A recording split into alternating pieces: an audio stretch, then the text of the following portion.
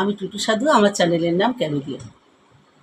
যাবার বেলায় পিছু থেকে ডাক দিয়ে কেন বলো কাঁদালে আমায়। যাবার বেলায় পিছু থেকে ডাক দিয়ে কেন বলো কাঁদালে আমায়।